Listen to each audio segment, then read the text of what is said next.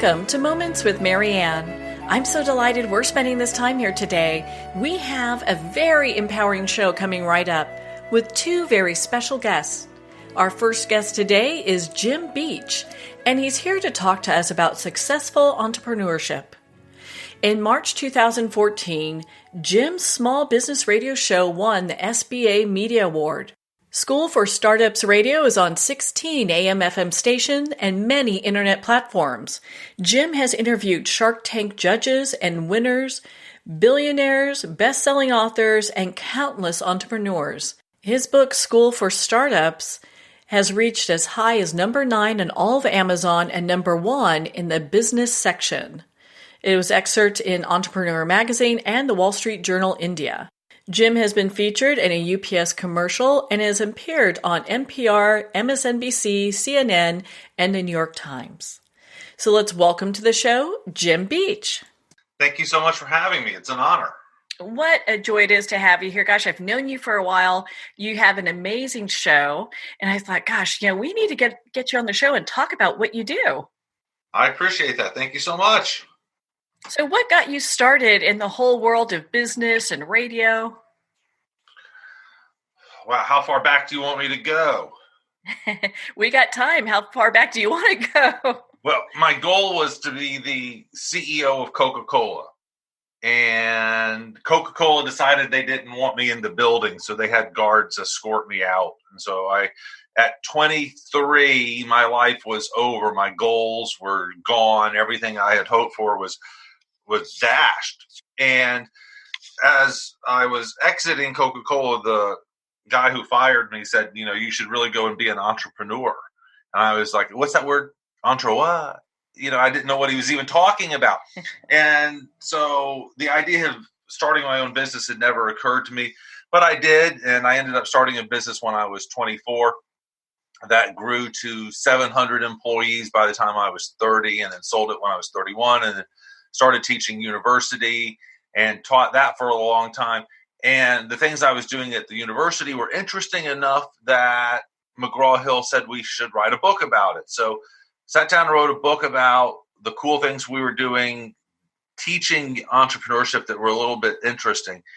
And that book sold really well. But to get the book to sell, and this will be right up your alley, I had to do tons of PR to make it happen. And I was shocked that the publisher did so very, very, very little to promote the book. And in fact, what they did do was counterproductive. And so I realized very soon that if I wanted to sell this book, I was going to have to go out there and do it myself. And so every Saturday and Sunday, I sat down and started contacting radio shows and podcasts and throwing myself out there. And eventually I was able to be on hundreds of shows as a guest.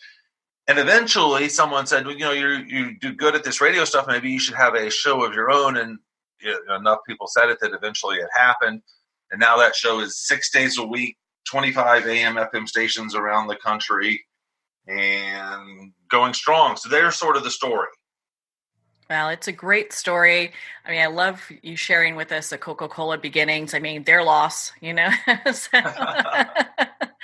But it's interesting because when people look at becoming an entrepreneur, there are so many things that they never even realize that you have to take care of. I mean, a lot of times I hear people will say, oh, well, you're an entrepreneur and you could stay at home and work in your pajamas. And it's like, well, not if you want to get paid, you don't. Yeah, it's hard to live that fun lifestyle you think and still be productive and go out and be someone who's doing the sales that it takes, I think, to be successful. You've got to get out there and meet people to network and to grow and to meet your potential clients. And so I wish I got to hang out in my pajamas all day, but I still have to get up and take a shower because I'm going out in the world every day. Yeah, that would get boring real quick. And I think, it takes a certain drive to be an entrepreneur. So anyone that thinks that they're going to stay at home and relax and not get stuff done, it's going to be a little bit of a culture shock when they start working. Yeah, definitely. So, I certainly encourage people to get out, go to the workspaces, go work at Starbucks, whatever it takes to keep yourself tuned in. I know that if I am at home, I get distracted by homely things very, very quickly. So, one of my flaws. Oh, I totally get it. Why don't you share some of your tips for new entrepreneurs? And then I want to dive into your second book, Free Radio and Podcast Marketing, because you learned so much during this journey. My goodness, you're such a great resource. Well, my tips for entrepreneurs are very simple. I have 3 rules that I'm just absolutely obsessed with.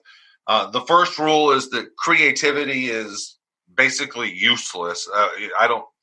I don't use that as part of the entrepreneurial formula at all. 93% of businesses are copies of other existing businesses. So why be part of the 7% and try to come up with something? If you do, that's great, but it's so much easier to get started as an entrepreneur doing something that is iterative. In other words, it is a iteration of something that someone else has already done, and you're simply trying to improve upon it and make it better. That works better for your first, second, third business. Maybe then you can go off and do something truly creative. But at the beginning, try just to copy, borrow, and steal. Of course, we're not going to steal any trademarks, copyrights, patents, but go copy, borrow, and steal an idea, improve upon it, and make it better. And then go execute that. The first business, the one I was bragging about that got to 700 employees, I had a competitor. I blatantly copied their business model. I can go through 20 different ways that I copied their model. I didn't do anything illegal or immoral, but I also improved the daylights out of it. Their program was held at a no-name place, whereas my program was held at Stanford and MIT and Georgetown and UCLA and Cambridge, places like that. I did it better than they did, but it was their idea. So I'm not really that impressed with creativity. The same is true with risk. I hate risk. If you want to be risky, go be a bungee jumper. But entrepreneurs are not supposed to take risk. We're supposed to reduce risk to the point where starting a business is an absolute no-brainer. Well, of course I'll start that business. There's no risk involved in it. Use other people's money, pre-sell. Just don't start a business that's that expensive. People say, I want to start a blankety blank. It's going to cost $3 million. Well, I say, well, don't start blankety blank. Start something else and grow towards blank. People come in and say, I want to start a restaurant that's going to cost $3 million. I know a guy that started a restaurant for $5,000. And my question is, how many beers do you have to sell to recoup $5,000 versus how many beers do you have to sell to recoup $3 million? I do absolutely everything I can to reduce risk and try to think of entrepreneurship as a non-risky enterprise. It's a lot easier to sleep at night that way, and my family is happier, and it's just easier. So change your view of risk. And the third thing is passion. I am very passionate about some things. My business is not one of those things. I'm passionate about my lifestyle and the opportunity to make more money because of the economic freedom that I have as an entrepreneur and the ability to work harder and to get more things done. But I'm not excited about things. Being excited about things is called materialism. And so I don't get excited about things. I get excited about the fact that if I wanted to, I could hang out in my pajamas all day. Those are sort of my entrepreneurship thoughts. Well, I'm so glad you shared that with us. I know in your book, you also talk about, in the book School for Startups, you talk about the wow factor. What is that? Yeah, it needs to be sexy and compelling. Your idea needs to do something that can make people remember it so that, 6 hours later when you go home and you talk to your spouse and they say, who did you meet today? You can give a good answer. Your elevator pitch needs to be sexy enough that people are going to remember it. And you can do that a lot of different ways. For example, what I just did was the thesis for the School for Startups book, which is entrepreneurship is not about creativity, risk, or passion. Therefore, anyone can be an entrepreneur. Well, that's a little bit counterintuitive. It goes a little bit against the grain, the current thinking. And because of that, it's interesting, provocative, and compelling. So always try to have something wow that people will remember. So the first business that I started, the one I've been bragging about, it was a summer camp business. We grew into a lot of other children's education things, but we were mostly high-tech summer camp type experiences. That's memorable. Or I could say that what I was really doing was taking unhappy kids and making them happy for the first time. That's what I do. Well, that's very memorable. And if you're in my target audience, someone who has an unhappy kid, and you hear that I can make kids happy, you're not only going to remember that, but you're going to call your spouse on the way home to share the information. That's what I mean by wow. Well, that is a wow. I mean, because you're able to really take something and package it in a way that makes it interesting, where people are like, you know what, I need to check that out. I need to see what's going on with that. That's the goal, to take a normal thing, summer camp, and make it sound really, really good. Everything I said was true, but it's just the matter of how you tell the story. So when we look at when you started radio, my goodness, you're so great on it. I love listening to your show. What are some of the things that you started to incorporate in your radio show from your business life? Ooh, that's a good question. That's one I've never heard before. Well, we do a show 6 days a week. And so it has to be just like a good business. It has to be systematized.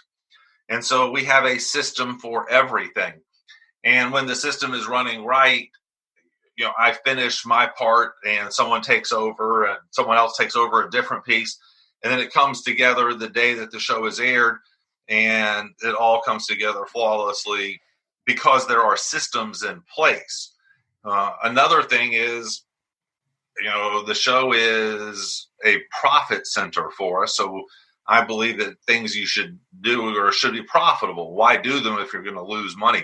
I certainly believe in loss leaders and things like that. I can see that, but not for the long term.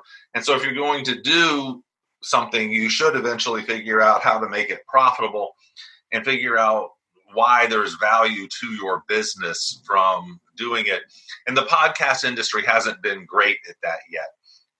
But hopefully more people will be figuring out some ways to do it as advertising becomes more prevalent and sponsorships and the same things that the other media uses.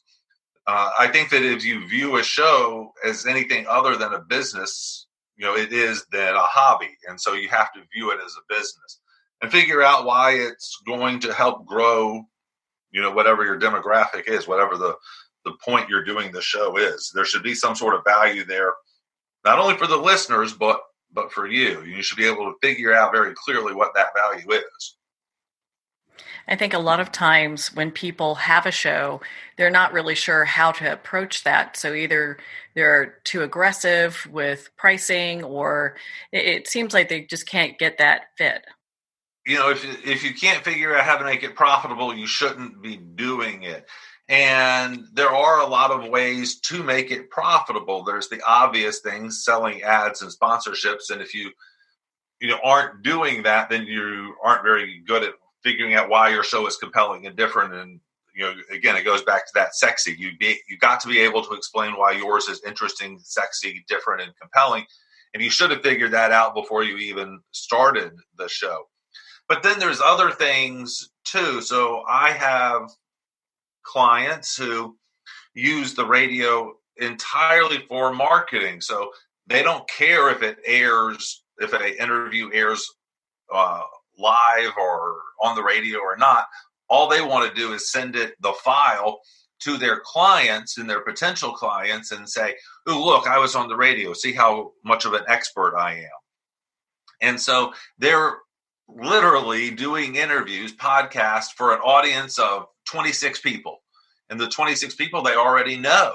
They're just using that as a way to build authority within a particular circle. That's a great way to monetize a show. You could be doing a show. I know a guy who has a show. He's in the high-end 5-star resort camping space. Well, there's only 100 people in the world who would want to listen to that show.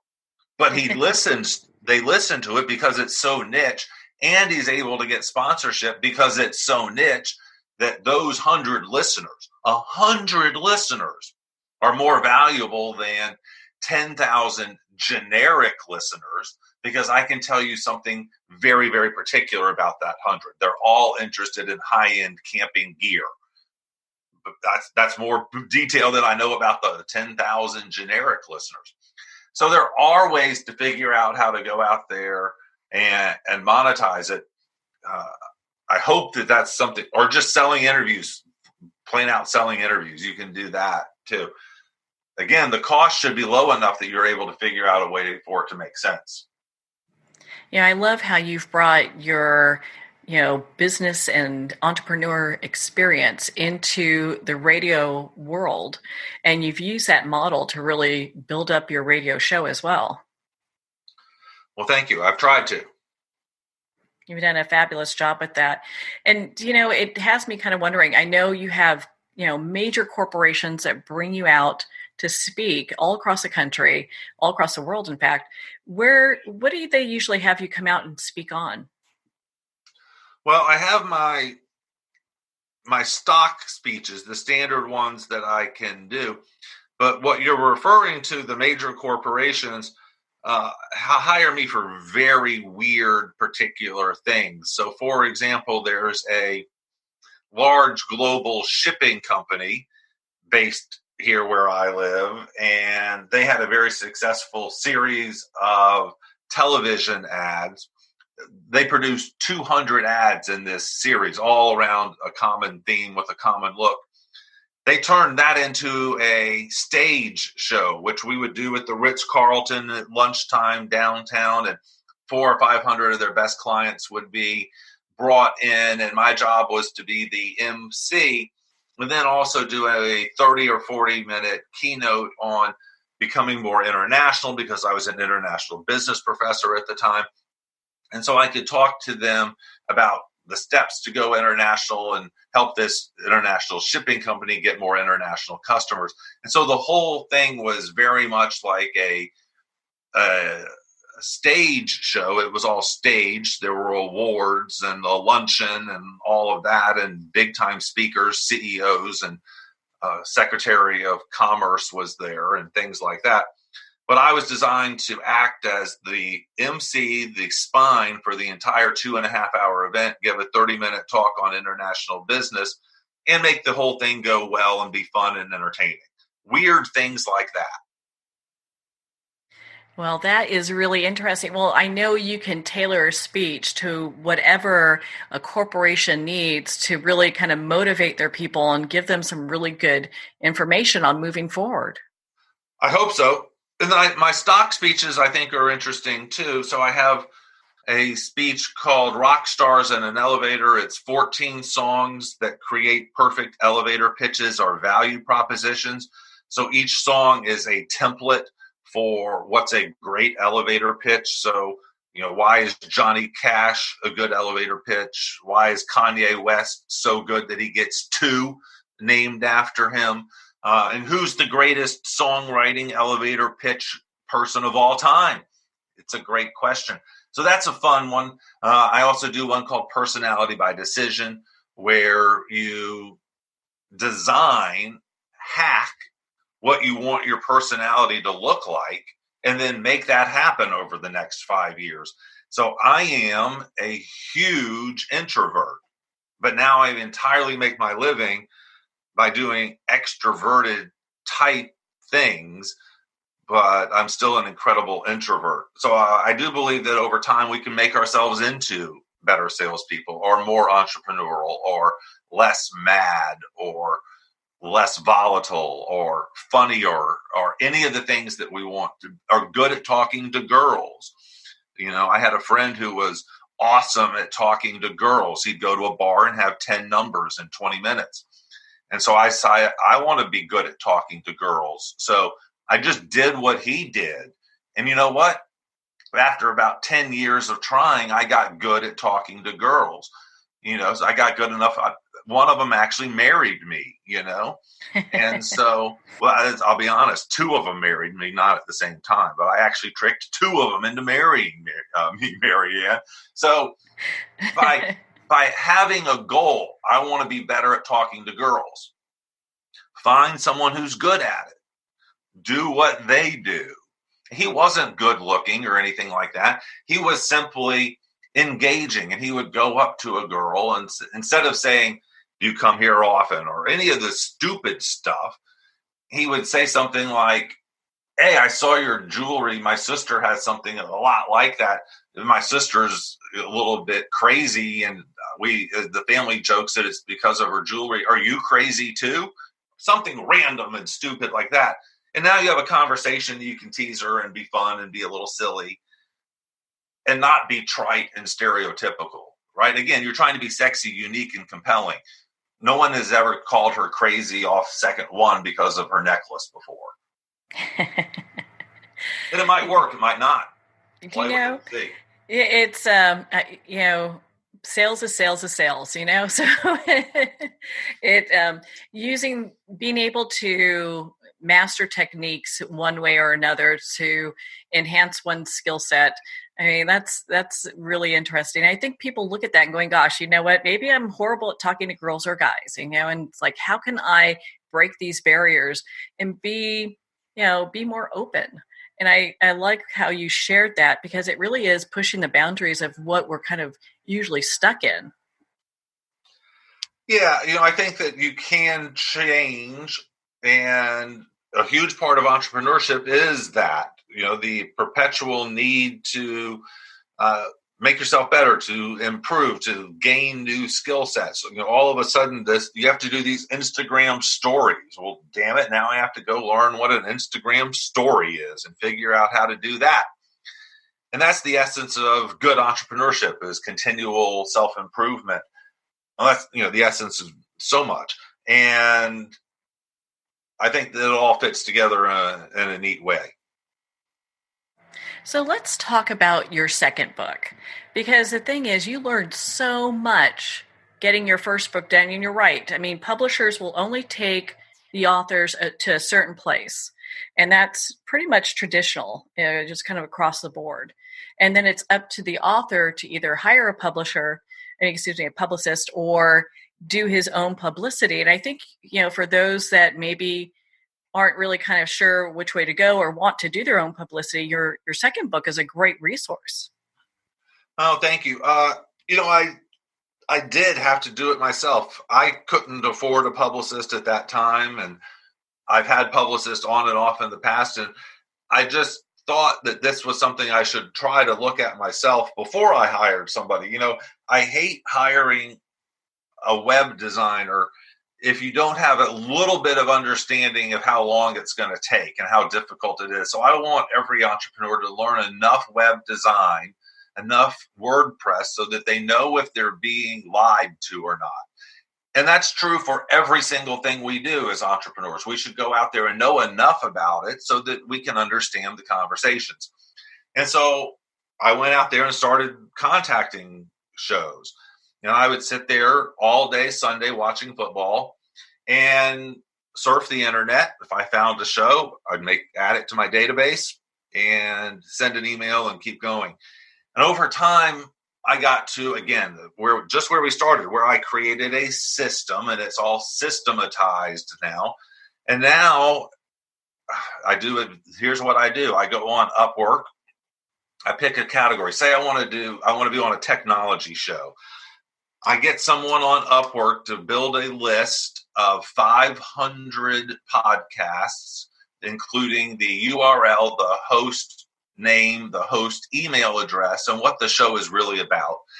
Build that database, 500 names. That should cost $50 on Upwork.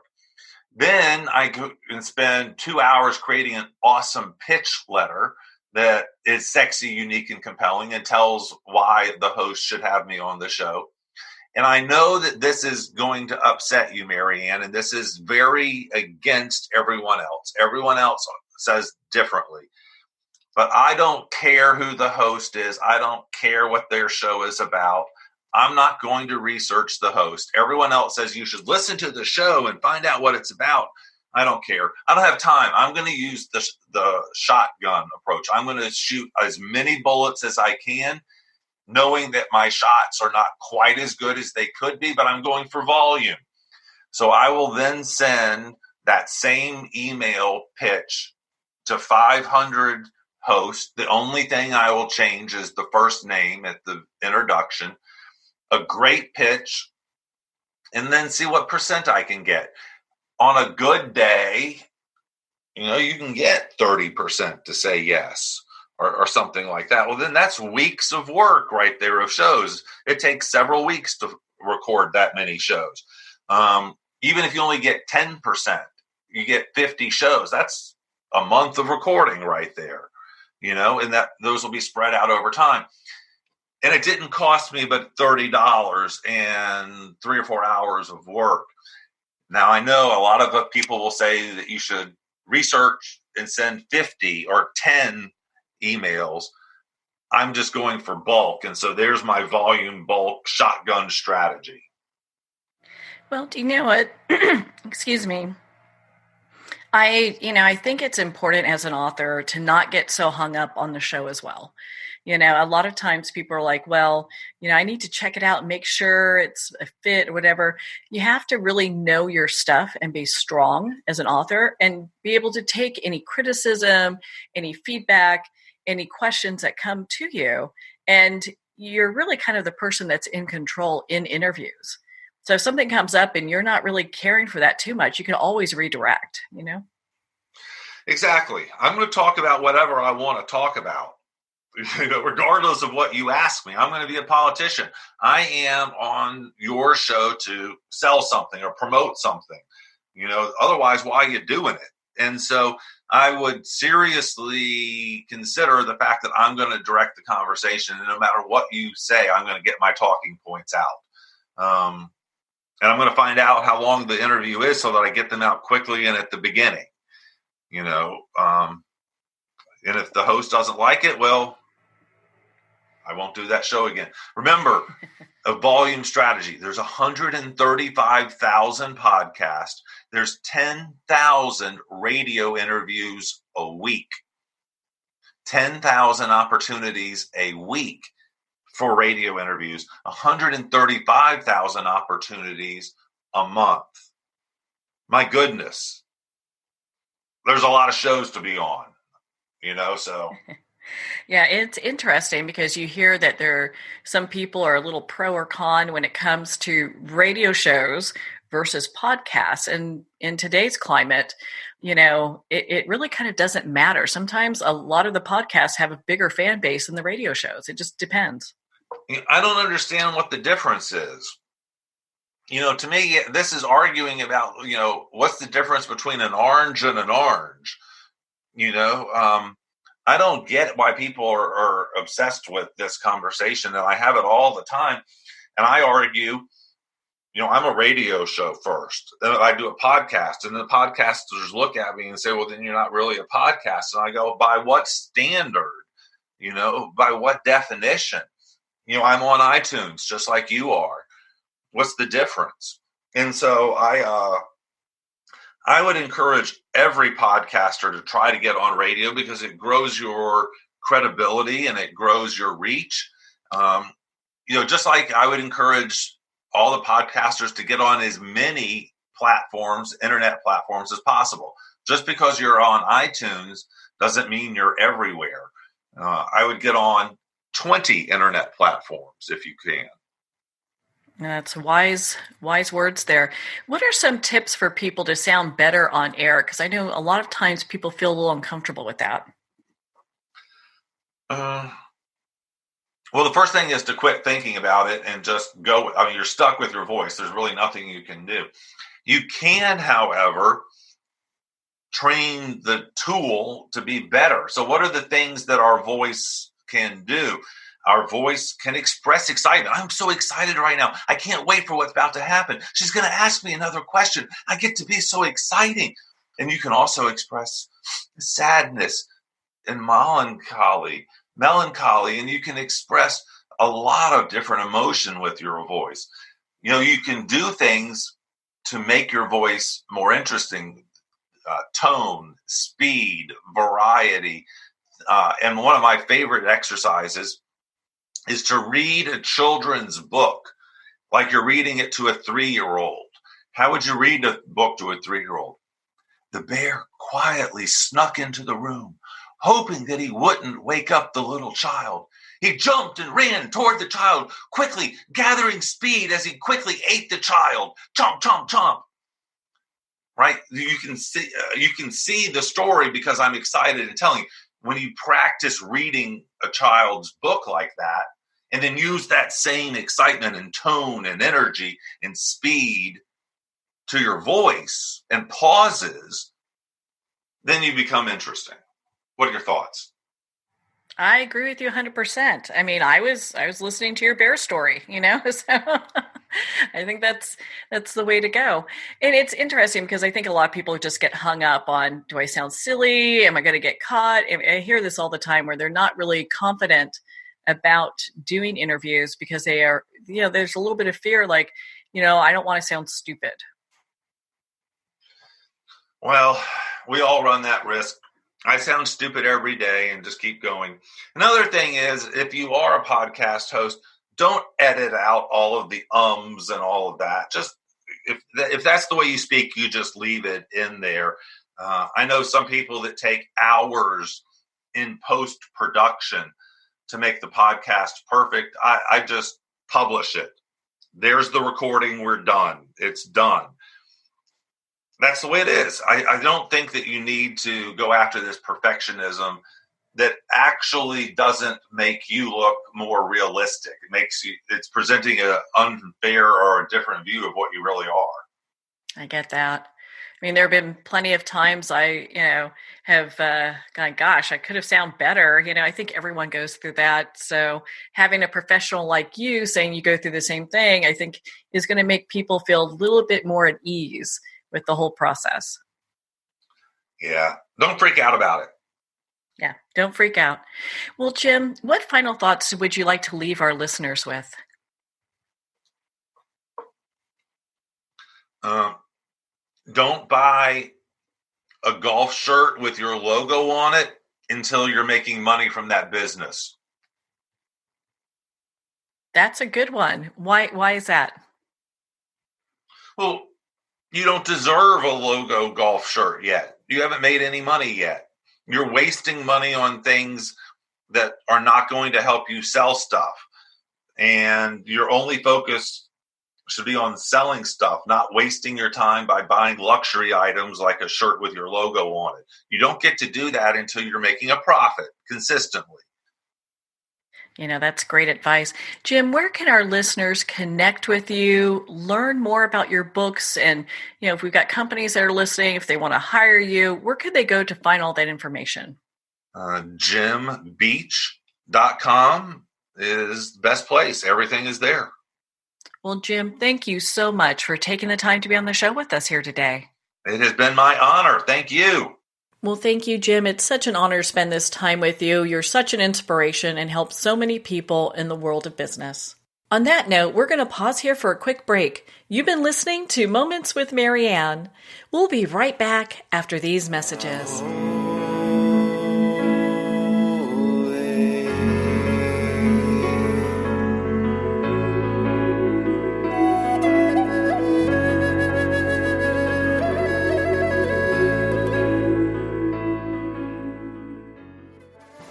Internationally recognized and award-winning author Judy Goodman works and teaches outside the box of limited thinking. Working with people from every walk of life, her goal is to empower you to be the best you can be, no matter what the challenge is. Born with the gift of seeing beyond our normal vision, she has an extraordinary gift of working with every challenge. teaching beyond conventional wisdom. Her work is described as life-changing. Visit judygoodman.com. That's judygoodman.com.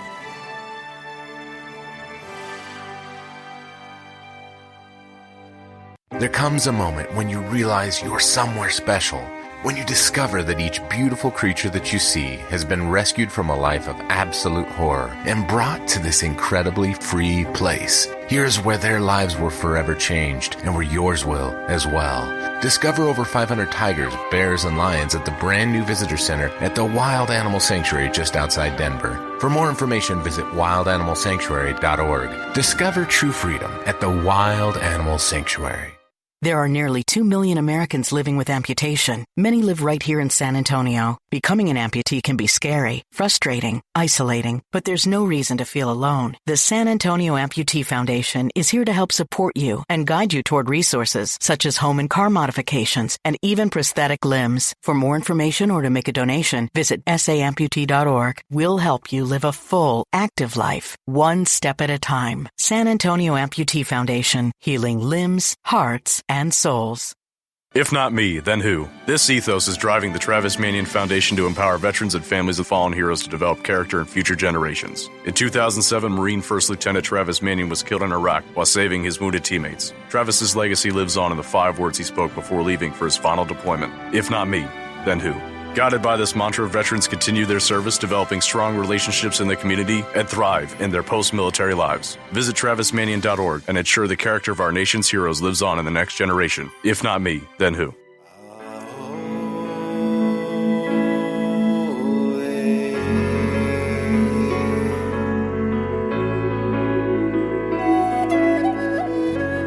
Welcome back to Moments with Marianne.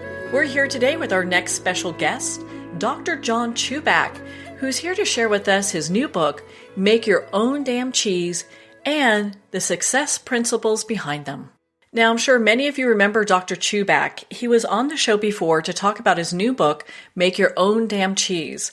He's a board-certified general surgeon and cardiovascular surgeon and received his MD from Rutgers University and has been in private practice in New Jersey for over 16 years. Dr. Chuback is a successful entrepreneur. He's the founder and chief medical officer at Chuback Medical Group and is a recipient of Patients' Choice Awards and Compassionate Doctor Recognition, among many other awards.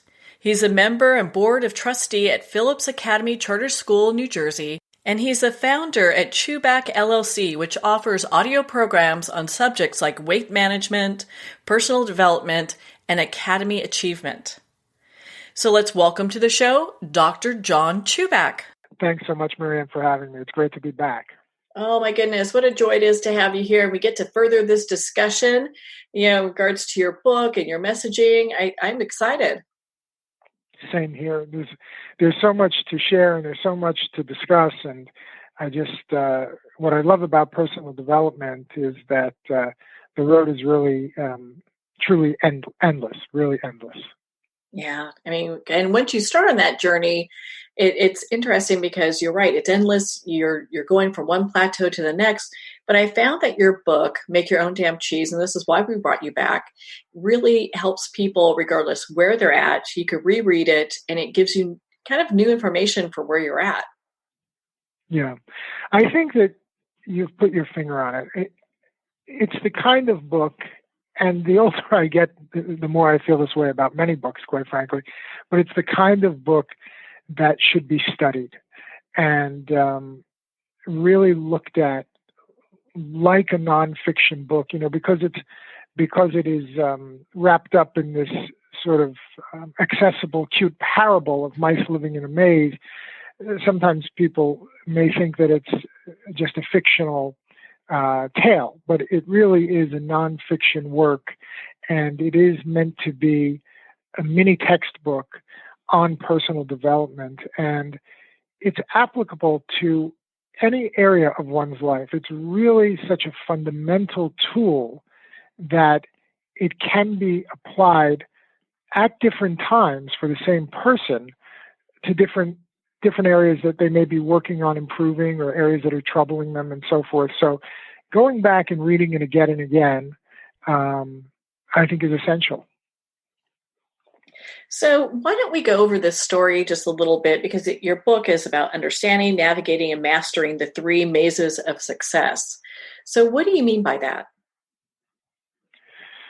Well, the way that I have the three mazes outlined in the book is simply that the first maze is the maze that I think was generally being alluded to in the original book written by Dr. Spencer Johnson, which was Who Moved My Cheese? And that maze is the outside world. It's society. It's the culture we live in. It's the rules and regulations of the nation you live in, the state you live in, and also the rules of the game with regard to whatever profession you're in. For example, if you're a physician, if you're an attorney, if you're a radio personality, if you're a student, we all have rules that we have to play by and we have to adhere to in order to stay, quote unquote, in the maze and in the game, and participate in life. So that's the first maze of success. It's the real world, the physical construct that we live in. The second maze is what I call the inner maze. And that maze is the maze of your own mind, of one's own mind. And as you know, Marianne, I had a very, very extensive formal educational experience.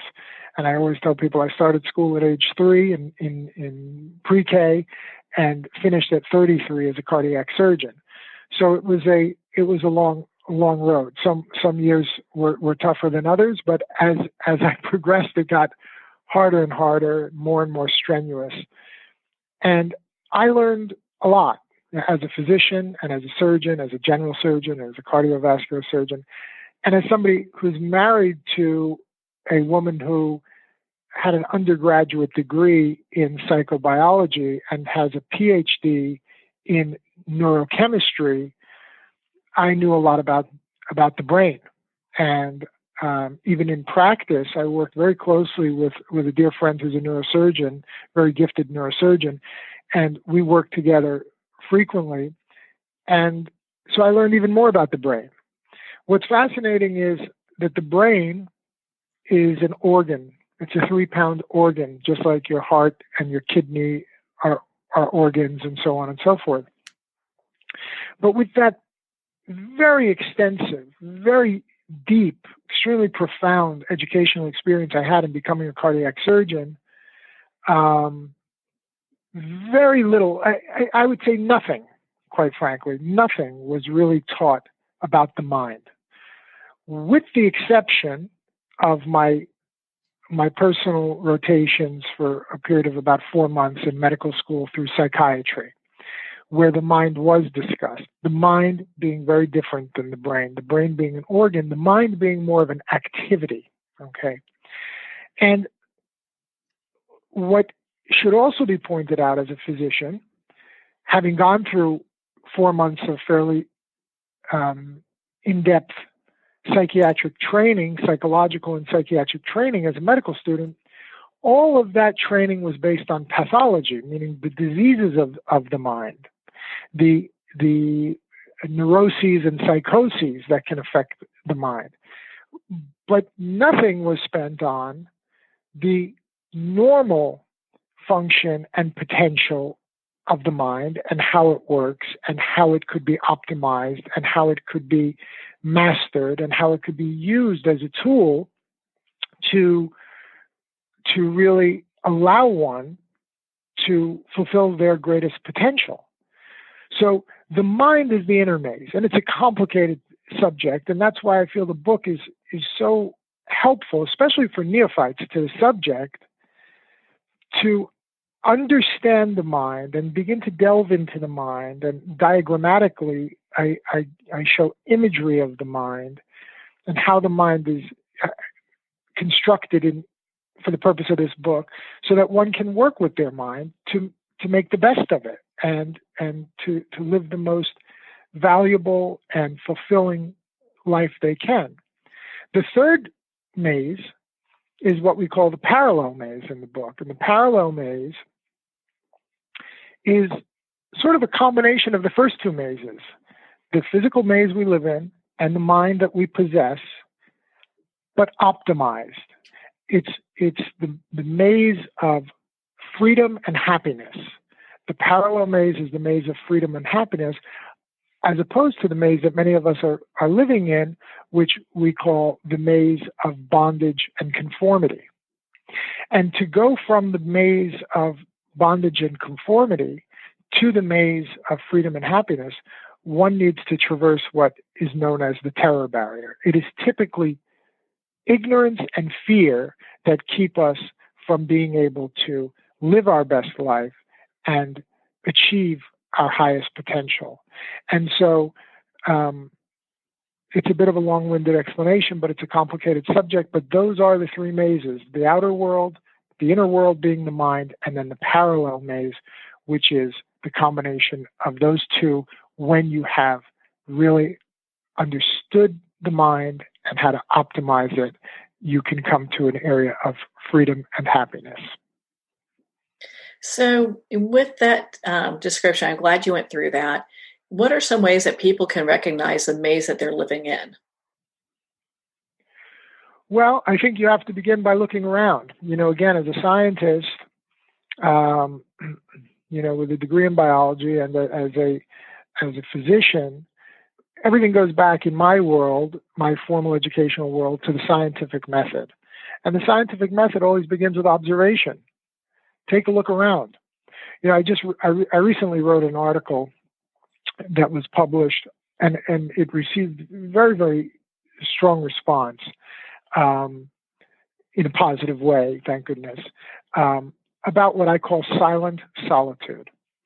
And silent solitude is, again, I think, a skill and a practice which is essentially unknown. Obviously, I learned it from somewhere, so it's not unknown, but it's very little known. And it's very little known amongst academic people and highly educated people, poorly educated people, and everyone in between. Silent solitude is this practice whereby one sits alone in the quiet. It's that simple. But it is not meditation. Meditation, which I also think is a very important and healthy and powerful and useful tool, is very different than the practice of silent solitude, which is what I'm proposing people study and investigate for themselves and experiment with. In silent solitude, we're not looking to quiet the inner voice as we are in many forms of meditation. Rather, in silent solitude, we are giving the inner voice an opportunity to be heard. We're listening to our inner voice. We're listening to the mind. And this is a very, very difficult exercise for, I would say, most people when they first start with it. Because we live in a world that is so full of noise in the contemporary world, again, in the outer maze, that we never have an opportunity to really hear our inner voice speak. And when we do, it can be very unnerving. It can be very upsetting. Oftentimes the inner voice is not saying things that are particularly pleasant all the time. They can sometimes be very derogatory toward the condition that we find ourselves in our lives. And so that's where I believe it begins.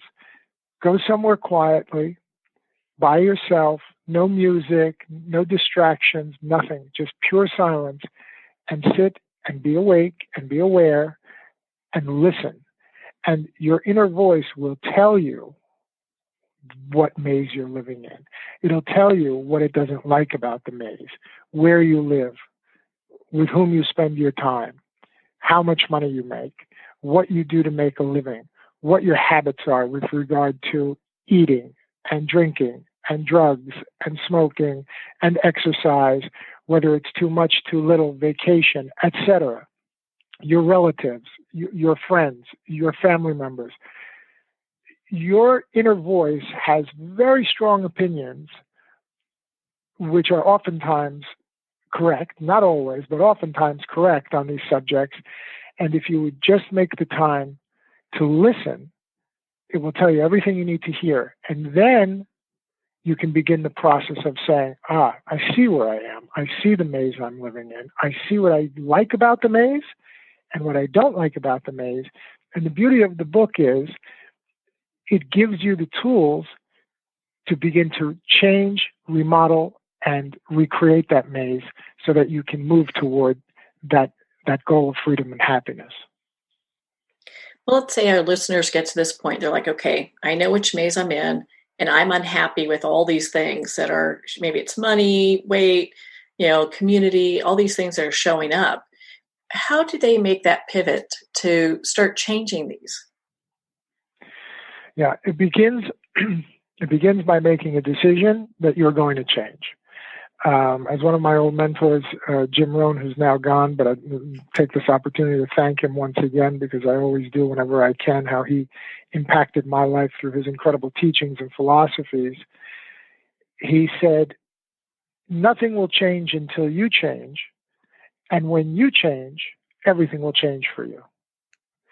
Now, that's a simple statement, but it is true and it's powerful. So how do we change? Everything must begin in the mind. This is the great revelation that I've had in my life in studying personal development now for nearly 20 years, that everything I achieved in my life, looking back, obviously began in the mind. I mean, looking back, it's so obvious. But all of the pluses and minuses that we have in the sort of accounting sheet of our lives are all reflective of our thinking. It all begins with our thinking. How do we think about our exercise? How do we think about our diet? How do we think about our income? How do we think about our spouse? How do we think about our brothers and sisters? How do we think about our boss, our job, etc., our employees? It all begins with the thinking. By studying the book and the techniques and the tools in the book, one can learn how to master that process, whereby by taking control of the thinking, we then reprogram our subconscious mind where our paradigms live. These are our self-concepts. These are our beliefs of who we are, where we fit in the world, what our role is, what is expected of us, what we expect of ourselves, what we believe we can achieve, what we believe we can't achieve.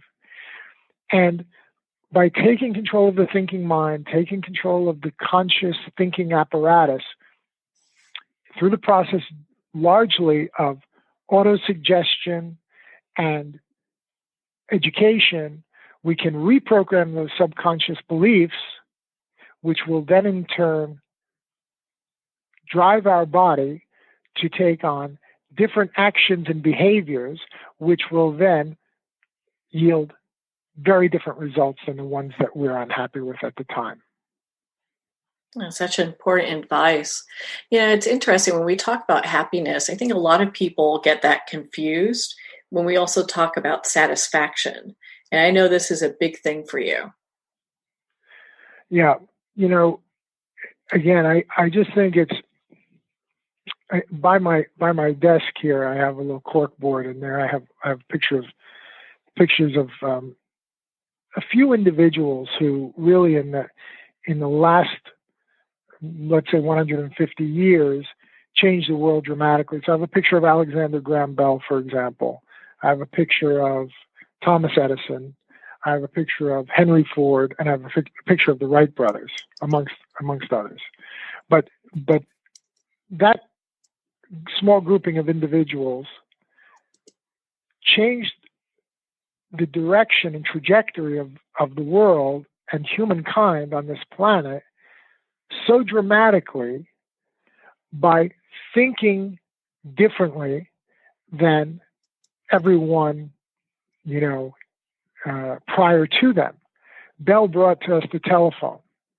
Imagine if we had no telephonic communication. Edison brought the light bulb to the world and electric light. The Wright brothers brought air travel. There were two bicycle mechanics from Dayton, Ohio, with no formal education and no technology or tools or instrumentation beyond what they had in their repair shop. And Ford, of course, brought affordable motor vehicle travel to the world, which changed things dramatically. Now, the point in bringing them up is that I've read a lot about all of these people. I've watched numerous documentaries about them and so on and so forth. In the case of these 5 individuals who did these 4 amazing things to change the trajectory of the world, I never read that any of them was unhappy or depressed. But clearly they were all dissatisfied, right? I mean, they were not happy with the way, they were not satisfied. Let me use my language carefully. They were not satisfied with the way things were. I mean, if you wanted to speak to somebody at the other end of the street, you had to go out the front door, walk down the sidewalk, go ring their bell and get them out and say, Tom, do you have any sugar? Rather than picking up the phone and calling. Now, forget about talking to your relatives, let's say, in Europe or in another far-off place of the world. So he was not satisfied with the mode of human interconnection and interaction and interdialogue and communication. By the same token, Edison was not satisfied with oil lamps and candles that smelled and were burned, and they could be tipped over and cause fires and so on and so forth. The entire cities were burned down as a result of oil lamps and candles and things like that. I believe it's Chicago, the Great Fire of Chicago was said to be started that way. So he was not satisfied. Happy person, but not satisfied. So he changed things. He made a decision in his mind, in his magnificent, powerful mind, that he would change things, make things better, leave the world better than how he had found it or how he had come to it. And the same with the Wright brothers. For thousands of years, people were trying to fly, and it was known to be impossible. I mean, it was, by all intents and purposes, proven by science and physics and so forth, that man would never fly. Mankind would never fly. But they disproved that because they were so dissatisfied with the travel that was at hand, including horses and buggies and horseback and boats and cars.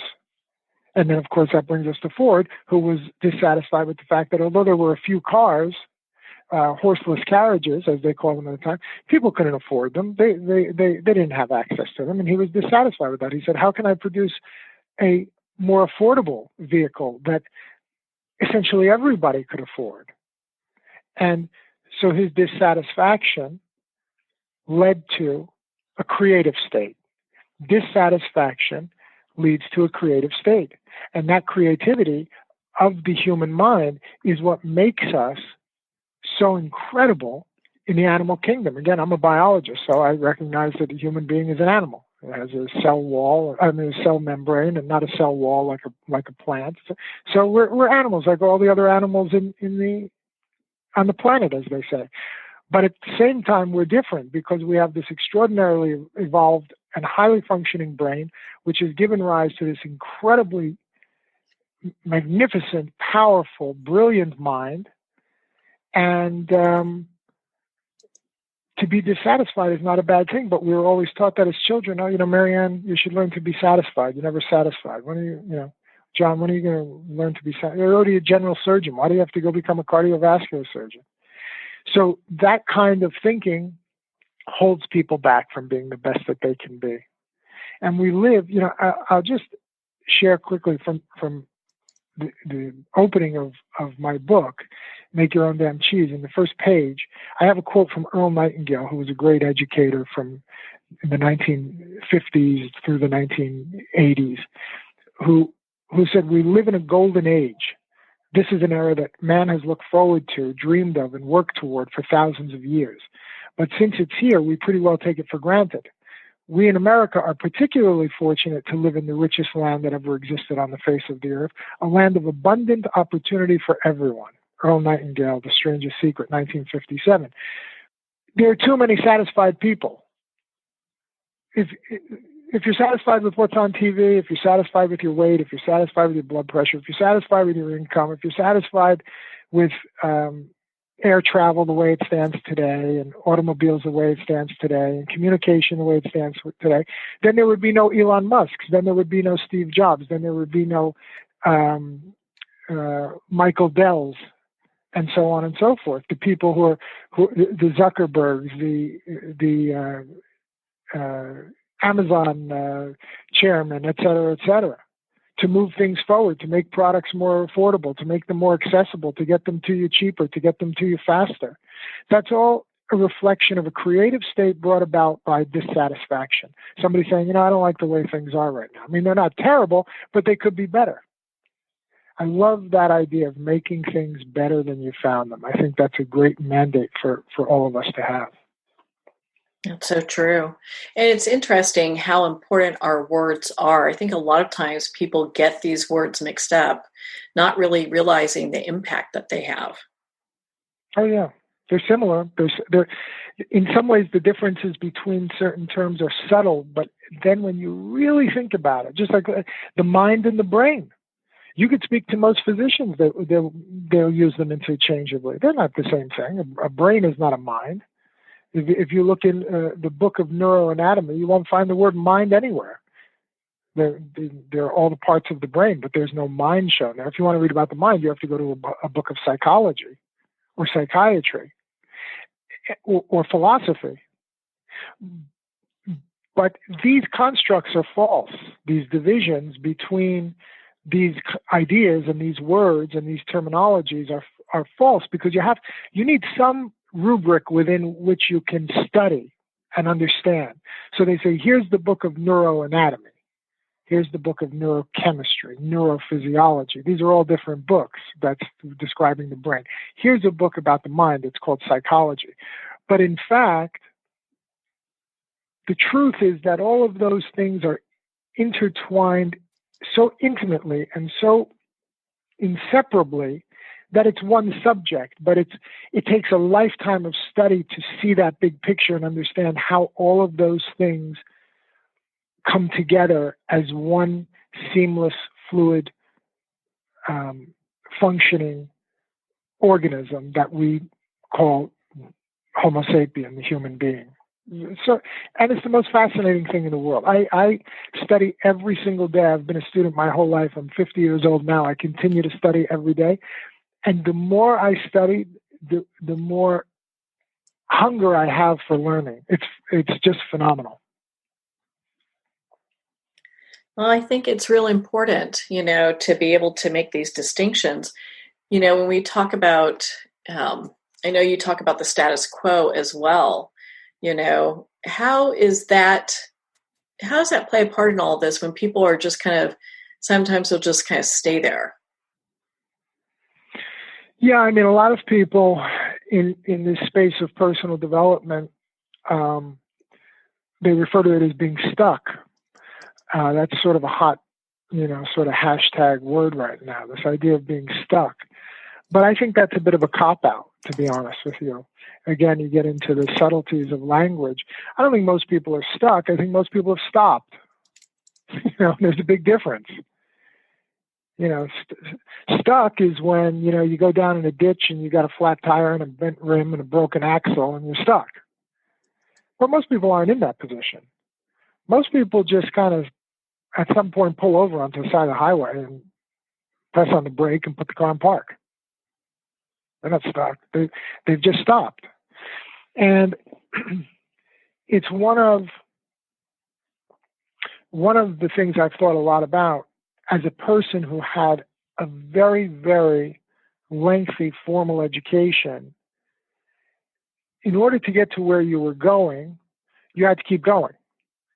First grade went to second, to third, to fourth. You got up to the 12th grade. Then you had to go off to college in order to get into medical school. And that was 4 years of college and then four years of medical school. But to become a surgeon, you had to go 5 years of general surgery. And if you wanted to do cardiac surgery, it was at least 2 or 3 years after that. So there was always a signpost or a milepost down the road that you had no choice but to get to and travel toward if you wanted to achieve a certain goal. Now, it's very interesting that in my case, I worked till the age of 33, which was the shortest possible period of time. Fortunately, I was successful academically and whatever.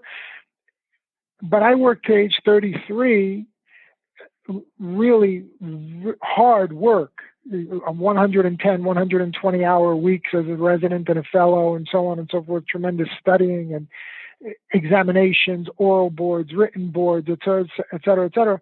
Not to get to the end, Marianne, but to get to the beginning. That was the beginning. That was the part of the contest, only to arrive at the starting line of the race in the maze that I found myself in. Not the end, the beginning. So then you get to the beginning, and then you have to build a practice, you have to get a job, you have to get experience, et cetera, et cetera, et cetera. But for too many people, I believe, that's my personal opinion. I'm not here to judge anybody. I'm in no position to stand in judgment of anyone, quite frankly.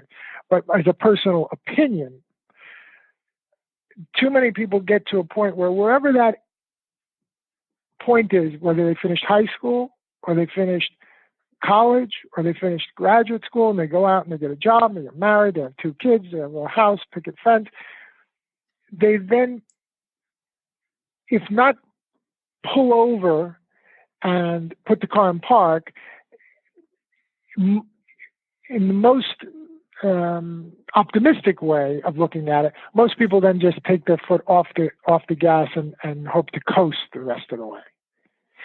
They've lost any real ambition or goal for what's next.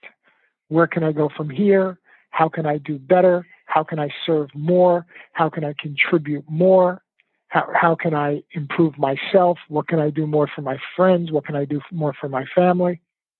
And they stopped climbing. And to that point, another picture that I have next to my desk here is a picture of Sir Edmund Hillary, the first person to climb to the top of Mount Everest after failing a couple of times first.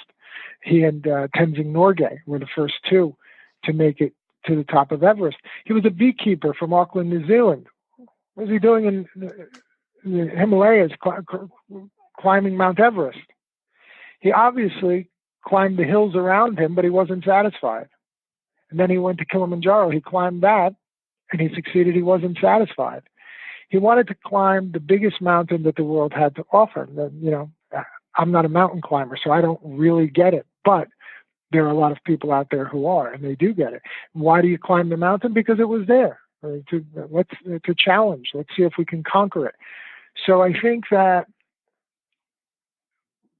many people would derive more fulfillment if they were less satisfied. Now that may be the first time I put that way, and I have to tell you I like it, because that's different. Fulfillment is being on the path. It's being on the road. It's traveling the road. It's not necessarily making it to the goal. I mean, I couldn't wait 33 years to feel any sense of fulfillment. I felt fulfillment finishing the 6th grade. I felt fulfillment finishing 8th grade, the middle school. I felt fulfillment graduating from college, being accepted to medical school. So you can't be completely dissatisfied your whole life. You'll feel like you never accomplished something. So there's a balance between not yet being satisfied, that the mountain's not big enough, the hill's not tall enough, but still feel fulfilled that, hey, listen, I made it this far up the mountain, so that's good. But I can see the summit is still way up there, so I'm not satisfied. Let me keep going. And hopefully, as frequently, as much as possible during that journey, you have a smile on your face. You say, you know what, I'm happy climbing mountains. I love what I do. Yeah, that's really the place where people want to be in, is where they're able to feel that sense of adventure and just, be in the moment where they can actually feel that happiness with themselves. Yeah, absolutely. You know, another great quote is from Cervantes, who said that the journey is better than the inn. And I always share that with people because I think it's just one of the most beautiful little statements. I had a cousin, he used to say, sometimes one sentence can be a whole book. And that sentence, the journey is better than the inn, for me is like a book. I can see a whole story in my head. For me, for whatever reason, I always envision that if, let's say it were the two of us, we're traveling along some winding mountain pass and there's a cliff, you know, down below us and a sheer rock wall to the side of us. And so we have to, you know, travel along this path with our horses and our packs and so forth. And we're trying to get to the top of this hill where there's this beautiful inn, beautiful hotel. And it's a harrowing 3-day trip, but we get there. And now we're at the hotel and we've had a chance to bathe and change our clothes, and we come down to the dining room and the fire is roaring and there's beautiful candlelight and a beautiful meal is presented before us and maybe a bottle of wine. And now we're finally here. We're at the inn. This has been our goal. This has been our desire, our ambition. But over dinner, invariably, the only thing we want to talk about is, Marianne, do you remember that time that you came around the bend and your horse almost went over the edge and I grabbed the bridle and then he scurried back up onto the path and we almost lost it? Was that incredible, or was that and that's all we want to talk about is how we got there, the journey, because that's the living part of it. So you have to have fun during the journey. I mean, maybe you're not having fun at the moment that the horse looks like he's going to go over the side, but you hug each other and you high five and you smile and you laugh the moment that we regain our footing on the path. You say, wasn't that amazing? Wasn't that incredible? So yeah, it was incredible. I wonder if you know, what else? When we get out of here tomorrow, what else we might find out there on the trail? We don't sit here and drink wine and sit by the fire forever. We'll rest for a while, get our strength back, but then we want to get back in the maze and do our thing and break through the terror barriers and break through the fears and break through the anxieties and the hang-ups and the feelings of inadequacy and incompetence and achieve more and prove to ourselves, not anybody else, but to ourselves, that we can make it up the next hill. We can do it. If someone else can do it, so can we. I love it. And that type of thinking is what's driven me my whole life, and I hope I never lose it. I doubt you will. So, you know, you've mentioned a couple things. You mentioned terror barrier a couple of times, and I'd love for you to explain what that is for our listeners. Yeah, I think there are two major barriers, and I talk about these extensively in the book. The one barrier is called the psychic barrier. It's what separates the conscious mind, our thinking mind, from our subconscious mind, the subconscious mind, or the non-thinking mind. The subconscious thing is the conscious mind is where our thoughts reside, where our thinking resides. It's the intellectual mind, the academic mind. The subconscious mind is where our beliefs reside. Our beliefs are very different than our thoughts. So I think I'd like to start my own company, but I don't believe that I'm the kind of person who could do that. See how that, and see, that's that inner voice, that discussion. I have a young woman who works for me who's a brilliant, capable. She's the CEO of my COO of my medical practice. She says, I'm always fighting with myself. Whenever I get quiet, when I do the silent solitude, Dr. Chuback, I'm always fighting with myself. I want to just turn the TV on or radio. I don't want to listen to that. Because the conscious mind is saying, I'd like to start my own company. And the subconscious mind says, you can't do that. Who are you to start your own company? You're not smart enough. You don't have any money. What kind of company would you start? You don't even have an idea. Drop it. Forget it. See? So what separates the conscious mind from the subconscious mind is the psychic barrier, where new ideas are constantly rejected from the subconscious mind. there's your old belief system that, Marianne, in this family, what you do is you go to high school, then you go to college, and you study communications or something like that, maybe marketing or whatever. Then you go out and you get a good job with a company, and you get a paycheck every 2 weeks, and you get 401k, and you get dental, and you get medical, and if you're really smart, you get high with that, and you're all set. And now, if you hear that from the time you're 5, 7, 8, 9 years old to the time you're 22 years old, very hard to think, what I'd like to do, Dad, is start a computer company in the garage. It's a computer company in the garage. Forget about that. But after a while, you don't need your father to say forget about that, because his voice has been beautifully programmed in your subconscious mind. So he may be passed away for 10 years, but every time you have one of these new ideas in the thinking mind, and you have an idea of where you want to go and who you want to become and what you want to do and how you want to contribute and how you want to serve, his voice or your mother's voice or your brother's voice or your teacher's voice or the priest's voice or the rabbi's voice is in the subconscious mind saying, don't do that. That's not for you. You're not capable of that. That's for someone else to do. Right? Dr. Chuback does the heart surgery. You pass him the instruments. Right? So-and-so owns the company. You work for him. So that's one. And then that is intimately tied to the terror barrier, because what we're talking about is fear. It's always fear. It's the fear that I'm going to fail. If I try to listen to my thinking voice, if I try to start that company and everybody in the neighborhood sees the garage door up and then I'm working on tinkering on something in here, and that there's John, he dropped out of college, he was at Harvard, he's a smart guy, but he dropped out of college and now he's in there, Bill Gates or Steve Jobs or Michael Dell or now that idiot's in there tinkering around with a soldering iron. He doesn't know what he's doing. He should go get a job like his older brother did. He's doing great. Right? So you say, I don't want to be that guy. I don't want the neighbors to talk about me. I don't want them to laugh at me. What if I fail? What if I fall on my face? What if they talk about me? What if they laugh at me? If they point at me when I walk down the street? You know what? I think it's just easier for me to stay here in the world of bondage and conformity, rather than break through that barrier to the world of freedom and happiness. Because someone pointed out, I don't recall who at the moment, but someone pointed out in my studies that today the opposite of courage is not cowardice. The opposite of courage is conformity. Everybody does it this way, so that must be the right way to do it, right?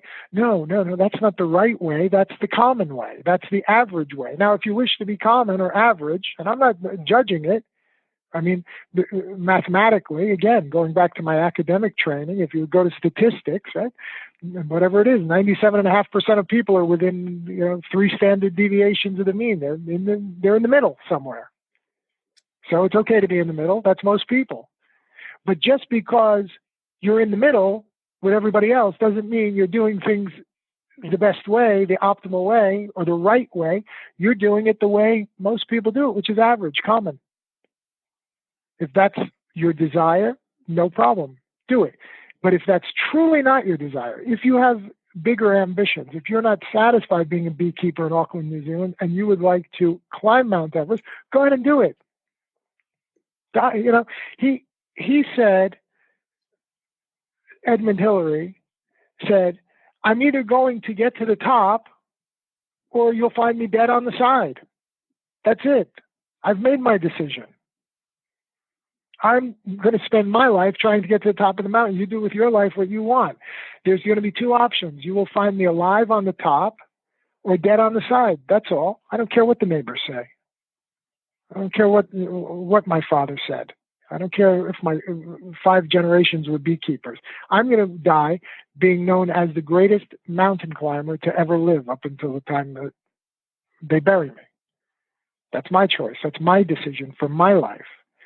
And that individual crashed through the terror barrier. The Wright brothers could have been killed building these crazy flying machines. They didn't know what they were doing. They had no idea. They knew they could have been killed. I don't know, millions, but hundreds of men, and probably women too, had been killed in all kinds of flying contraptions, going off the tops of buildings and off, all kinds of crazy things. But they didn't care. So we're either going to learn to fly or we're going to die trying. We don't have enough of that mentality and philosophy being taught to young people anymore. Not that I want anybody to die in an airplane or climbing a mountain, but metaphorically speaking, I'm going to give it my all. I'm going to give it my best. Mortgage my house, take the money and put it into my business, rent an apartment, sell my car. I'll take the bus to work. So I have the money to, put a down payment on this company I want to create. So that's the psychic barrier and the terror barrier. Extremely, extremely important. And no one teaches it. I mean, again, not no one, but no one taught me through 33 years of school. Nobody taught me any of that. Yeah, I had to learn that on my own. Well, I'm glad that you are sharing that with us. And there's, it brings me to my next question. I think this dovetails nicely with everything. You talk about blue sky thinking. What is that and why is it important? Yeah, blue sky thinking is beautiful. That's a term that I borrowed from one of my mentors, Brian Tracy. And all of my, my favorite and most impactful mentors have mentioned the book. Dennis Waitley, who's a friend now. We work together, and Brian Tracy and Price Pritchett and Bob Proctor and so on and so forth. And Jim Rohn, who's gone. Brian Tracy, he's the first one I heard use that terminology, blue sky thinking. And basically, the question is, how would your life look if everything were exactly the way you wished it to be? And then you have to make a caveat, because people, it makes people nervous to think that way. It's amazing that if you ask somebody that, Tom, how would your life look if everything were exactly the way you wanted it to be? How much money would you make? How much money would you have? What kind of work would you do? What car would you drive? What kind of vacations would you take? Where would your children go to school? What kind of clothes would you wear? What kind of jewelry would you buy for your wife? What kind of work would your wife do? What level of education would you have?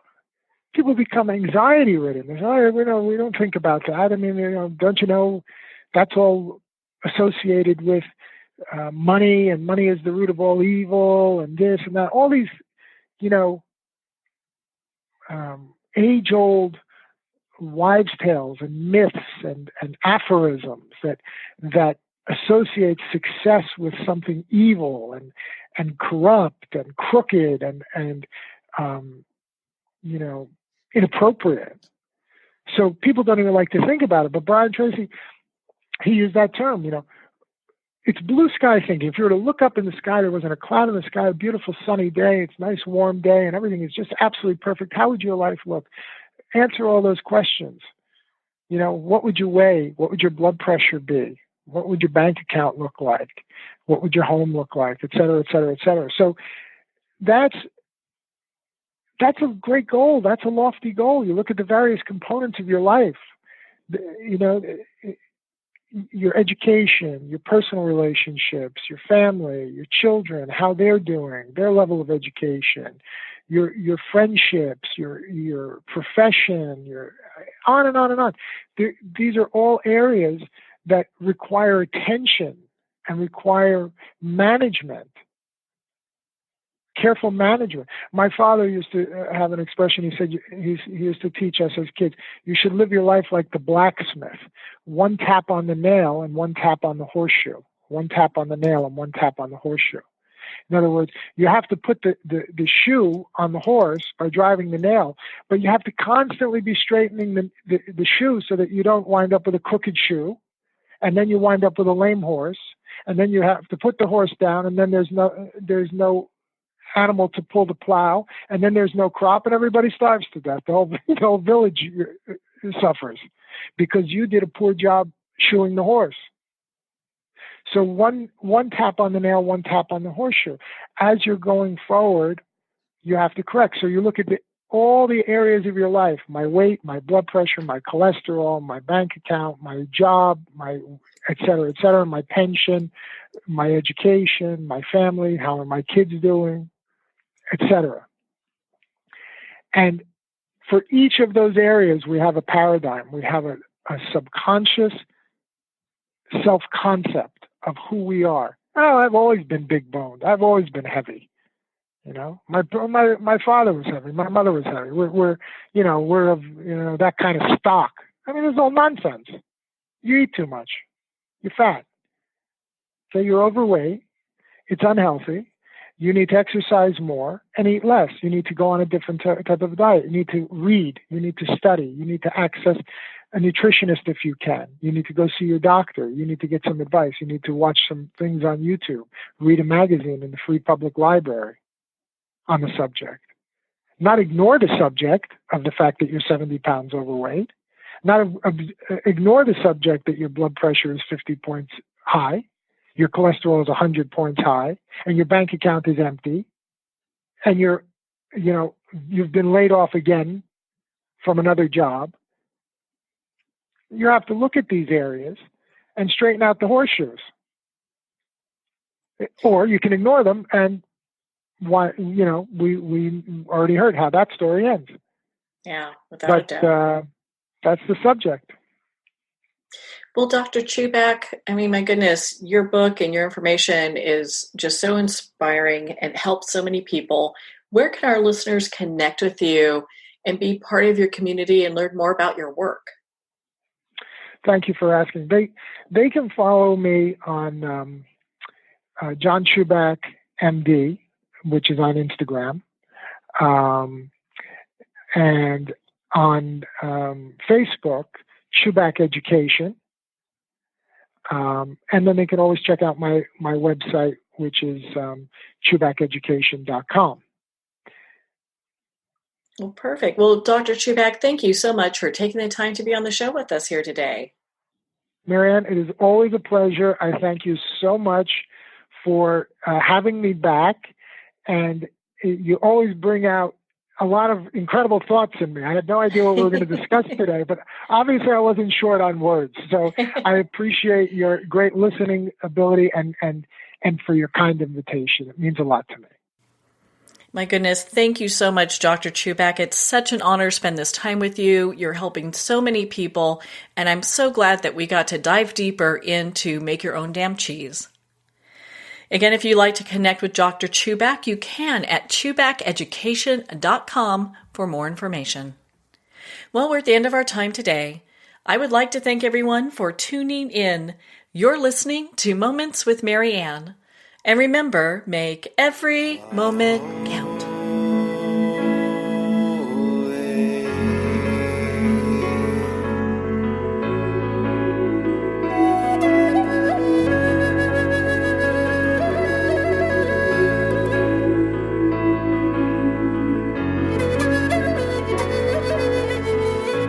In a single moment, your life can change. Moments with Marianne is a transformative hour that covers an endless array of topics with the best of the best. Her guests are leaders in their fields, ranging from inspirational authors, top industry leaders, and business and spiritual entrepreneurs. Each guest is gifted and a true visionary. A recognized leader in her own work, and while teaching others to develop, refocus, and grow, Marianne will bring the best guest and sometimes a special surprise. Don't miss this. You never know just which moment will change your life forever. Moments with Marianne airs every Sunday, Monday, Thursday, and Friday at 8 p.m. Eastern and 5 p.m. Pacific Time. Make sure to tune in and visit momentswithmarianne.com for more information.